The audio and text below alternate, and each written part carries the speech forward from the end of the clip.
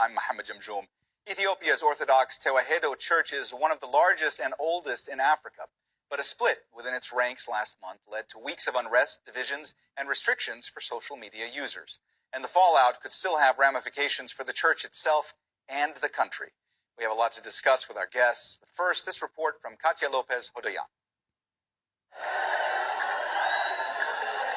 Scenes of a united Ethiopian Orthodox Church after weeks of tension and unrest. Visuals like this one in Addis Ababa are a show of strength for one of the oldest Christian bodies in the world. The crisis began when a group of rebel bishops created their own assembly in Oromia region, saying they face discrimination under the church's current system. They say their culture and language have been consistently ignored by the religious hierarchy. Accusations the church leaders have denied.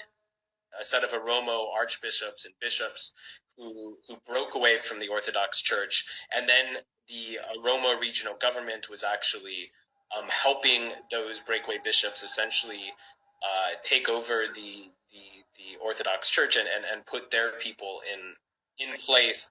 Violent protests followed between supporters on both sides and security forces.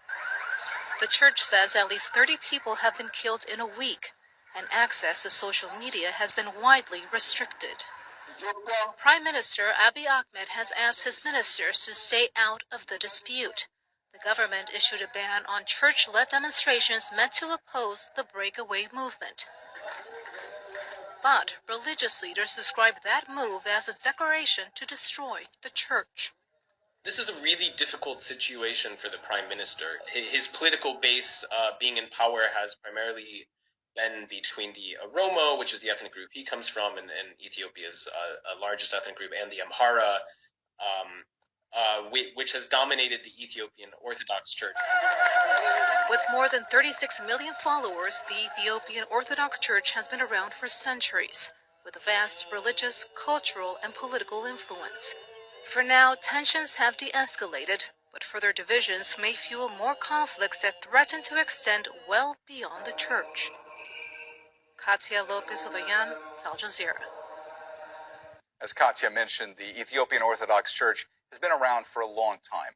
Christianity was introduced to Ethiopia in the 4th century, that's shortly before it arrived in England. The church has between 36 and 49 million followers and represents about 43% of Ethiopia's population. But many young Christians have become Protestant.